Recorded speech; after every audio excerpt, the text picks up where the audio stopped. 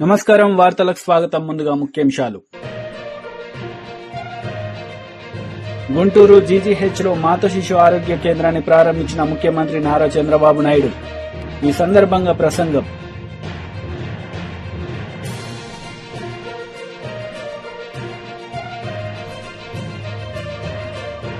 మాజీ మంత్రి హరీష్ రావు మీడియా సమావేశం. పలు అంశాలపై వివరణ.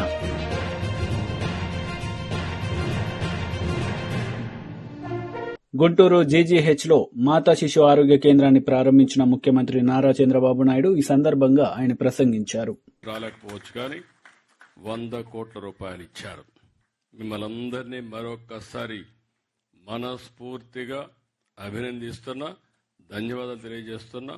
ఈ ప్రభుత్వం తరఫున వన్ ఆఫ్ ది బెస్ట్ కార్యక్రమం, నాకు చాలా హ్యాపీగా ఫీల్ అయ్యే కార్యక్రమం. ఎప్పుడు కూడా నేను అందరూ డబ్బులు అడుగుతారు కానీ మేము పని చేస్తామని ముందుకొచ్చి పని చేసిన మిమ్మల్ని మరొక్కసారి అభినందిస్తున్నా. మాకు కూడా అలవాటు అయింది, ఎక్కడ పోయినా వాళ్ళు ప్రాజెక్టులు అడుగుతూ ఉంటారు, ఇస్తూ ఉంటాం.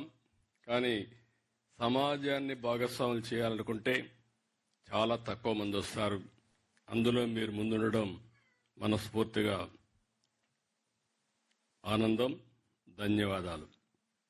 ప్రభుత్వం తరపున మీరంతా దీనికి ఒక 27 కోట్ల రూపాయల ఫర్నిచర్కి కానీ ఎక్స్పెండిచర్కి అడిగారు. మా సత్య గారికి చెప్తున్నా, ఎక్కడ ఇబ్బందులు లేకుండా, మా సెక్రటరీ గారు కూడా ఇక్కడే ఉన్నారు, గౌరవ్ కూడా, ఇబ్బందులు లేకుండా క్లియర్ చేయండి. అది చేస్తే ఇంకా 10 మంది ముందుకు వస్తారు. మళ్ళీ ఎందుకు చేశామా అని విచారించే పరిస్థితి అవద్దండి. 10 సార్లు తెప్పించుకొని అవి మేము చేయగలిగితే ఆటోమేటిక్ ఇంకా చాలా మంది ముందుకు వస్తారు. చేయాల్సిందిగా నేను కోరుతున్నా. ఇంకొక పక్కన పూర్వ విద్యార్థులు ఈ బ్లాక్ నిర్మాణంతో పాటు 35 కోట్లు పెట్టి ఆడిటోరియం నిర్మించారు. వాళ్ళను కూడా అభినందిస్తున్నా. ఇప్పుడే చంద్రశేఖర్ గారు చెప్పినట్టు కొంతమంది ముందుకొచ్చి, తులసి సీడ్స్ కానీ వీళ్ళంతా ముందుకొచ్చి ఎప్పటి నుంచో పాడుబడిపోయినటువంటి బిల్డింగ్స్ అన్ని కూడా పూర్తి చేసే కార్యక్రమానికి శ్రీకారం చుట్టారు. దగ్గర ఎంపీ గారు అయితే ఒక 70-80 కోట్లు మొబిలైజ్ చేసి అవన్నీ పూర్తి చేసే పనిలో ఉన్నారు. వారిని, అందుకు సహకరించిన అందరినీ మనస్ఫూర్తిగా అభినందిస్తున్నా. ఈరోజు మనందరం కూడా ఇలాంటి పనులు చూసినప్పుడు ఒక్కొక్కసారి సాటిస్ఫాక్షన్ ఎప్పుడు వస్తుందంటే, డబ్బులుంటే సాటిస్ఫాక్షన్ రాదు. మనం చేసిన డబ్బులున్నా కూడా ఆ డబ్బులు సద్వినియోగం చేసి, నేను ఎప్పుడు చెప్తా ఉంటాను, చాలా మంది డబ్బులంతా పిల్లలకి ఇవ్వాలనుకుంటాం, కానీ కొంతమంది డబ్బుల్ని సద్వినియోగం చేస్తారు. పిల్లలకి ఇవ్వద్దని నేను చెప్పడం లేదు, ఇవ్వాలి. అదే సమయంలో మనకు తృప్తినిచ్చే పని తిరిగి సమాజానికి కూడా ఇవ్వాల్సిన అవసరం ఉంది. మనందరి సంపాదనలో కొంత భాగం సమాజం కోసం ఇచ్చిస్తే ఉండే తృప్తి దేంట్లో రాదని చెప్పి కూడా నేను మీ అందరికీ తెలియజేస్తున్నా. ఈరోజు ఇంకొక పక్కన మిమ్మల్ని అందరినీ చూస్తే చాలా సంతోషం. ఇప్పుడు మీరు చాలా ముందు బయట వెళ్ళారు. ఇప్పుడు మొత్తం దేశంలో చూస్తే మనం కూడా అభివృద్ధి అవుతున్నాం.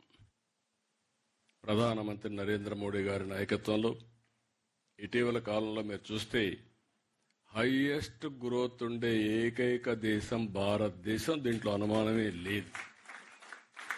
కంటిన్యూగా, కన్సిస్టెంట్గా. ఈరోజు ఇంకొక పక్కన మనం నెంబర్ 4లో ఉన్నాం. ప్రపంచంలో అతిపెద్ద ఆర్థిక వ్యవస్థ 4వది. 2028కి 3వ అతిపెద్ద ఆర్థిక వ్యవస్థగా తయారవుతాం. 2038కి 2వ అతిపెద్ద ఆర్థిక వ్యవస్థగా భారతదేశం ఉంటుంది. వికసిత్ భారత్ 2047. ఆ సమయంలో భారతదేశం ప్రపంచంలో నెంబర్ 1గా ఉండాలనేది మనందరి ఆకాంక్ష. అదే సమయంలో స్వర్ణ ఆంధ్రప్రదేశ్ విజన్ 2047 తయారు చేశాం. నిన్న కూడా సర్వే రిపోర్ట్ ఒకటి ఇచ్చారు.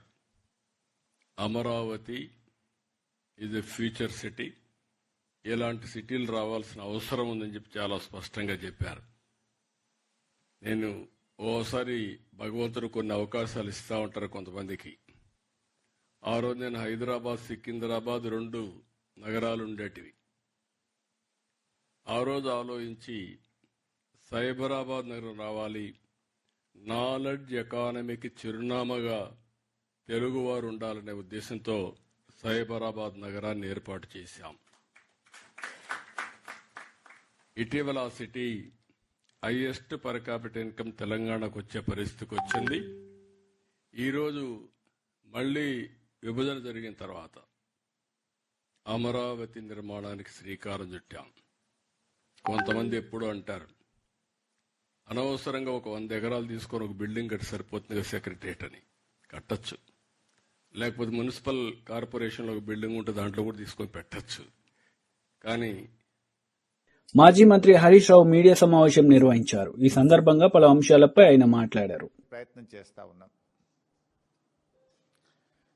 ఒకవేళ తప్పు జరిగితే తెలంగాణ నీటి చరిత్రలో ఈరోజు ఒక బ్లాక్ డేగా నిలిచిపోతుంది. గోదావరి జలాల అక్రమ తరలింపు విషయంలో బీఆర్ఎస్ పార్టీ మొదటి నుంచి కూడా ఈ రాష్ట్ర ప్రభుత్వాన్ని అప్రమత్తం చేస్తూనే వస్తుంది.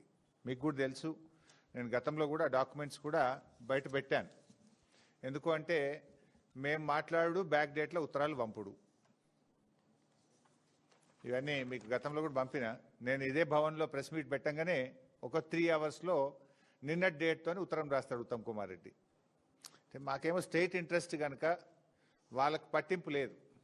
మేము పదే పదే ఆ విషయాలు బయట పెడుతూ రాష్ట్ర ప్రభుత్వాన్ని మేము అప్రమత్తం చేస్తుంటే ఇంకేదో ఫేస్ సేవింగ్ కోసం బ్యాక్ డేట్లు వేసి నా ప్రెస్ మీట్ అయినాక 5 గంటలకు 3 గంటలకో 4 గంటల తర్వాత ఇన్ని ప్రెస్ నోట్లు లెటర్లు కేంద్ర ప్రభుత్వానికి ఈ రాష్ట్రం రాసింది. డాక్యుమెంట్స్ కూడా అన్ని నేను రిలీజ్ చేస్తున్నా.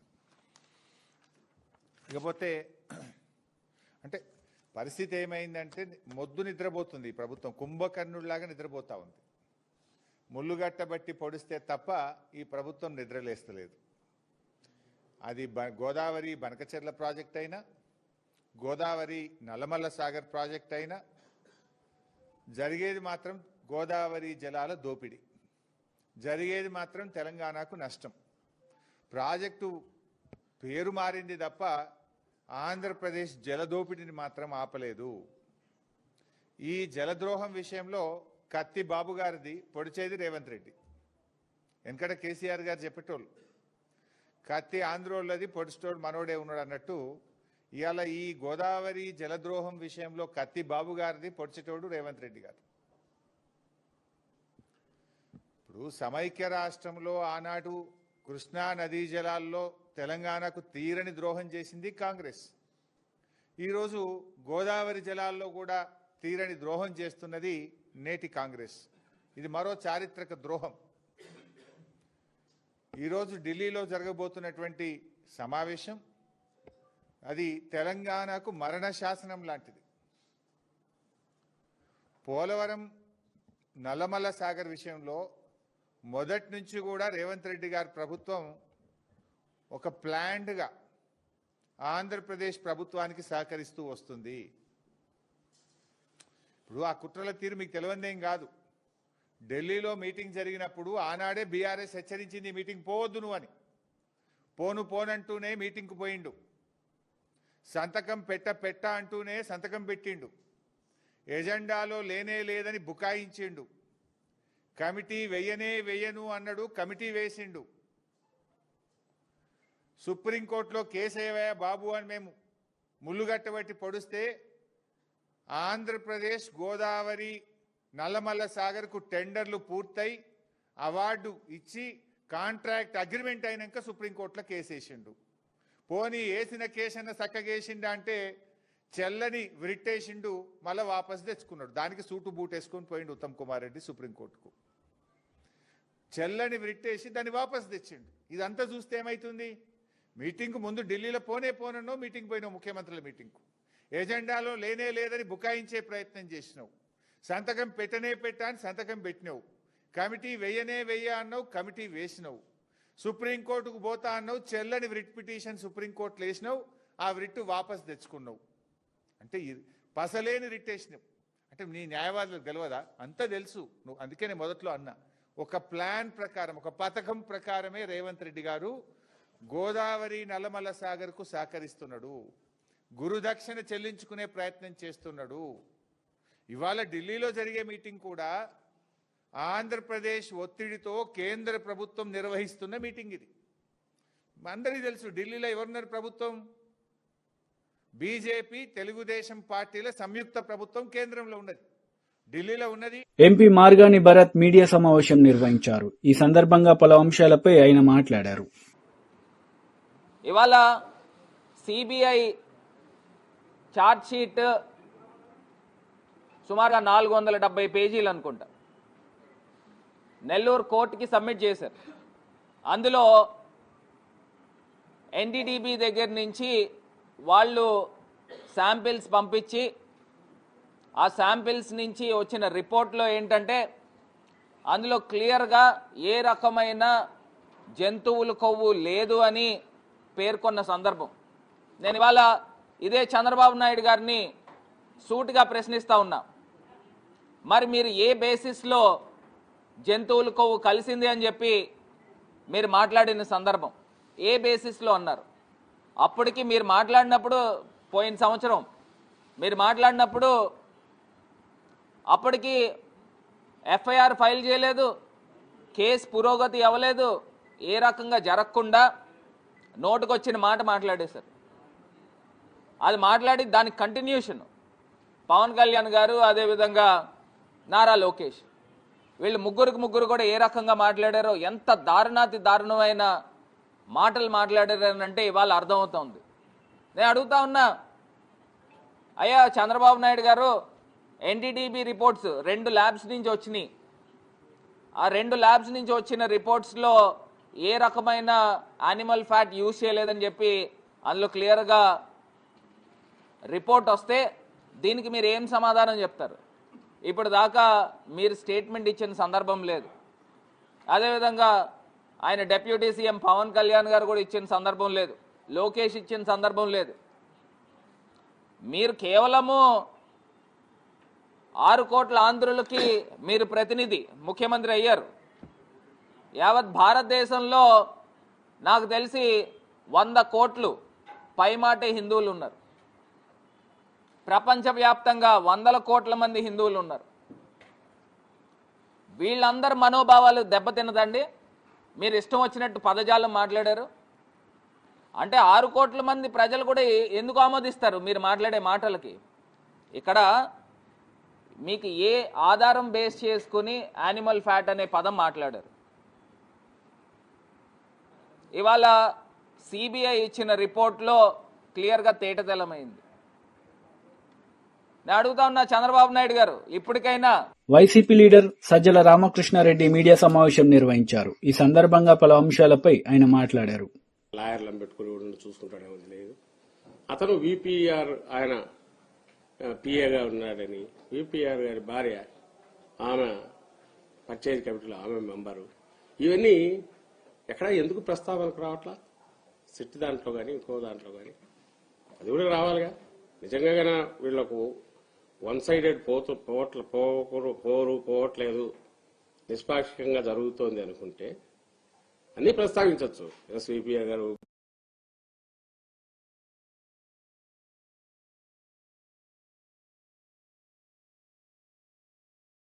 పార్టీలో ఉన్నారనొచ్చు, ఆయన భార్య గారు ఆమె అప్పుడట్లో టీటీడీ సుబ్బారెడ్డి పిఏని వీళ్ళు అనడం ద్వారా ఏమి చేయాలనుకుంటున్నారంటే మళ్ళీ ఇంకా ఫర్దర్ ఇంకో నీచమైన రాజకీయం లేక ఎక్కడికి తీసుకెళ్లాలనుకుంటున్నారు అనేది అర్థమవుతుంది. పోనీ నిజంగా సుబ్బారెడ్డి గారు ఏదైనా తప్పు చేసింటే ఇది కామన్ సెన్స్ పిల్లోలైనా ఇవ్వడం చెప్తాడు. పోయిపోయి సుప్రీంకోర్టు దగ్గరికి ఆయన ఎందుకు పోతాడు?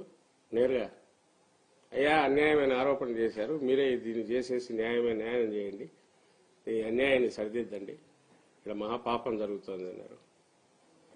పోనీ సుప్రీంకోర్టు ఏం కామెంట్ చేసింది? ఓ బాధ్యత కలిగిన స్థానంలో ఉన్న ముఖ్యమంత్రి అలాంటి బాధ్యతారహితమైన అంత ర్యాష్ కామెంట్స్, హేస్టీ కంక్లూజన్కు ఎట్లొస్తారు అది కూడా ప్రశ్నించిందిగా. నువ్వు ఇన్వెస్టిగేషన్ లేదు, ఎలాంటి దాని మీద డిపార్ట్మెంటల్ ఇదన్నా లేదు, బోర్డు వైపు నుంచి లేదు, ఎలాంటిది లేకుండా ఒక ముఖ్యమంత్రి తనకు డైరెక్ట్ సంబంధం లేదు. కొన్ని ఆయన ఏం పర్చేజ్ డిపార్ట్మెంట్ చూసేవాడు కాదు, చేయరు. టీటీడీ బోర్డు మెంబర్లకే సంబంధం లేదు, చైర్మన్కు సంబంధం ఉండదు, ఈఓకు సంబంధం ఉండదు. దానికి సపరేట్ సిస్టమ్ ఏదో ఫామ్ చేసి ఇచ్చేసిన దాంట్లో ఒక ముఖ్యమంత్రి ఏ రకంగా ఈ కామెంట్ చేశాడు అని సుప్రీంకోర్టు క్వశ్చన్ చేసింది. సో ఇవన్నీ ఏం సూచిస్తున్నాయంటే చంద్రబాబు నాయుడు గారికి తెలిసిన ఏకైక విద్య ఆయన గాని, నేను గతంలో కూడా అన్నప్పుడు వాళ్ళు రియాక్ట్ అయ్యారు, ఇది ఒక ప్రత్యేకమైన తెగ, అది ఒక రాక్షస తెగ లాంటిది. అంటే ఒక సైకో, దీంతో ఎదుటివాడు కోలుకోకుండా అత్యంత అన్యాయమైన దారుణమైనది ఎంత దెబ్బ కొడితే ఆ షాక్ నుంచి వాడు కోలుకోలేంత కొట్టాలి, తిప్పి. ఎందుకంటే ప్రచారం మన చేతిలో ఉంది కాబట్టి అదే కంటిన్యూ చేస్తే ఏమంటారు, ప్రాణం డైరెక్ట్ తీయకుండా తీసేయచ్చు, వేరే రకంగా చేయకుండా. ఇది ప్రాణం తీయడమే, వ్యక్తిత్వ హననం అంటాం కదా. అలాగే ప్రభుత్వ రెప్యుటేషన్ హననం కానీ, కోట్లాది మంది వ్యక్తిత్వాల హననాలు కూడా. ఇప్పుడు నేను హిందువులు ఎవరైతే, హిందువులే కాదు ఎవరైనా వెంకటేశ్వర స్వామిని, ఒక మనిషి అనేవాడు ఇంత అన్యాయమైన నీచమైన పాపిష్టి ఆరోపణ చేయగలడా, అందులోనూ ఒక ముఖ్యమంత్రి స్థాయిలో ఉన్నవాడు, సభ్య సమాజంలో ఉండాలనుకునేవాడు, ఉండాల్సిన అర్హత ఉన్నవాడు ఎవడైనా ఇలాంటి మాట అంటాడా అనే షాక్ ఐ థింక్ అప్పుడు లేకపోయినా ఇప్పుడైతే అందరికి వచ్చి ఉంటుంది అనుకుంటున్నాను. సిబిఐ ఇచ్చిన రిపోర్ట్లు జంతువుల కొవ్వు దాంట్లో కలలేదు అనేది మాత్రం తీసుకుంటున్నారు, అంటే అది మీకు పాజిటివ్. మిగతాది అంతా పామాలు ఇదంతా ఆయిల్ అన్ని కలిసాయి కదా, వేరే వేరే అసలు నెయ్యే లేదు అని చెప్తున్నారు కదా సార్, మరి దాని మీద ఏమంటారు? మీకు నేను అందుకే మన ల్యాబొరేటరీ రిపోర్ట్ అన్నిటికంటే అవి నేను కూడా sterile, clean, I don't think political దాంట్లో ఇంటర్వెన్షన్ ఉంటుంది అనుకోను. ఏముండేది అక్కడ ఏముంటే అదే రిఫ్లెక్ట్ అవుతుంది. ల్యాబొరేటరీ రిపోర్ట్లో ఎక్కడ కూడా ప్యూర్లీ పామోలిన్ కెమికల్స్ మాత్రమే కలిపినారని ఎక్కడా లేదు. మీకు తెలుసు, మనం తినేది అదే, నెయ్యో నూనె ఏదో తింటుంటాం.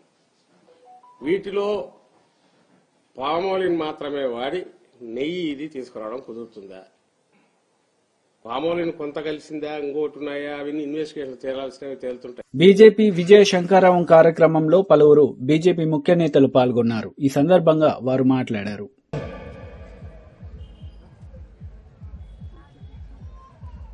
ఎందుకన్నా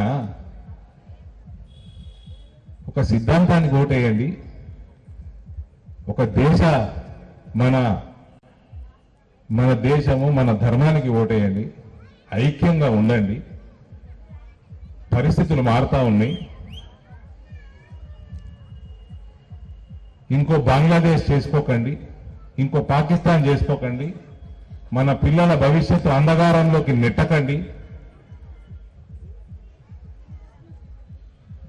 మళ్ళా ఇవన్నీ మాట్లాడుతున్నాడు అరవింద్ అంటాడు. మళ్ళా 4,000 రూపాయలు ఉన్న పసుపుని 17,000 చేసింది ఈమెనే. 7 కేంద్రీయ విద్యాలయాలు రాష్ట్రానికి వస్తే 2 నియోజకవర్గాలు తెచ్చుకుంది నేనే. మీ గడ్డ మీద ఒకటి పెట్టిన. ఈడికెళ్ళి 10 కిలోమీటర్లు ఉన్నది కొరట్లో నవోదయ విశ్వవిద్యాలయం తీసుకుని వచ్చిన, సారీ మన జవహర్ నవోదయ స్కూల్ తీసుకుని వచ్చిన, రెసిడెన్షియల్ స్కూల్.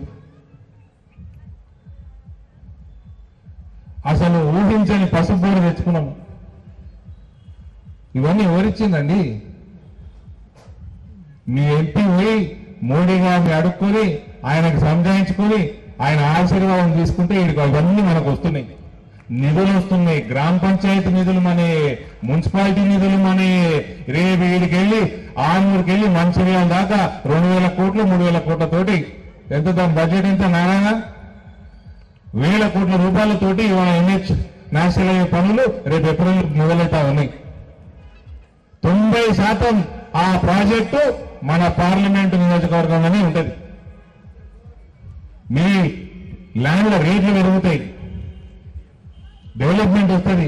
ఇన్ని వేల కోట్లు, వందల కోట్ల నిధులు కేంద్రం నుంచి వస్తుంది. రాష్ట్ర ప్రభుత్వం దగ్గర ఏమీ లేదు. ఈ నిధులు దోసుకునుడు ఈ కాంగ్రెస్ పార్టీకి, టీఆర్ఎస్ పార్టీకి అలవాటు అయింది. దయచేసి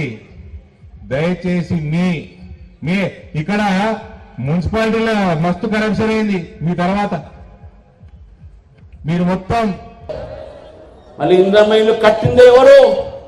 ఇప్పుడు చెప్తా ఉన్నారు ఇక్కడ మీ ఎమ్మెల్యేనే కడుతున్నాడు అక్కడ. దయచేసి దాంట్లో మన ఎవరైనా ఉంటే ఎప్పుడు గోడ కూలుతుందో చూసుకోండి. మీరు ఎప్పుడు ఛత్తు కూలుతుందో, ఎప్పుడు గోడలు కూలుతుందో, నీళ్లు లేవంట, కరెంట్ లేవంట, వేరే మాట. దాని నాణ్యత చూసుకోండి. ప్రజాధనాన్ని వృధా చేసి ఈరోజు ప్రజల్ని దగా చేస్తా ఉన్నారు. మన బ్రతుకులు బాగుపడాలంటే, మన తెలంగాణని రక్షించుకోవాలంటే భారతీయ జనతా పార్టీని గెలిపించాల్సిన అవసరం ఉన్నది మిత్రులారా. ఈరోజు to save Telangana vote BJP అని చెప్పేసి ఈరోజు మిమ్మల్ని అడుగుతా ఉన్నాను మిత్రులారా. మరి కోరుతా ఉన్నాను, మీరు కాంగ్రెస్ అవకాశం ఇచ్చారు, బీఆర్ఎస్కి అవకాశం ఇచ్చారు. ఒక్కసారి భారతీయ జనతా పార్టీకి అవకాశం ఇచ్చి చూడండి. ఒక్క అవినీతి కూడా లేకుండా 12 సంవత్సరాల నుంచి నరేంద్ర మోదీ గారి పరిపాలన చేస్తా ఉన్నారు. వీళ్ళు 2 సంవత్సరాల్లోనే అనేకమైనటువంటి అవినీతి ఘటనలు బయటకు వస్తూ ఉన్నాయి. మరి అక్కడ చెప్పడానికి వీళ్ళు బీఆర్ఎస్ లేదని ఇంతమంది మిత్రులు అన్నారు. బీఆర్ఎస్ మునిగిపోతున్న పడవ, ఆ పడవలో రాండే ఎక్కండి అని చెప్తా ఉన్నారు. రేపు తెలంగాణ ప్రజలు బీఆర్ఎస్ పార్టీ యొక్క పడవని మొత్తం ముంచేస్తారో, దాంట్లో పోతే మీరు మునిగిపోతారని చెప్పేసి కూడా ఎవరైనా రాజకీయ నాయకులు అక్కడ పోవాలన్న ఆలోచన ఉంటే వాళ్ళు చెప్తా ఉన్నాను. ఎక్కడ ఉంది బీఆర్ఎస్ అని అడుగుతా ఉన్నాను. మొన్న జరిగినటువంటి ఒక ఎమ్మెల్సీ ఎన్నికలు. వార్తలు ముగించే ముందు ముఖ్యాంశాలు మరోసారి. గుంటూరు జీజీహెచ్లో మాత శిశు ఆరోగ్య కేంద్రాన్ని ప్రారంభించిన ముఖ్యమంత్రి నారా చంద్రబాబు నాయుడు. ఈ సందర్భంగా ప్రసంగం.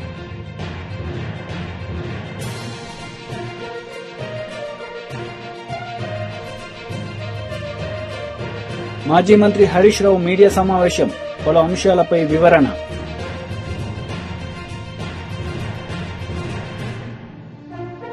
ఈ వార్తలు ఇంతటితో సమాప్తం. తిరిగి ప్రసారమయ్యే వార్తల్లో మళ్ళీ కలుద్దాం. అంతవరకు సెలవు. నమస్తే.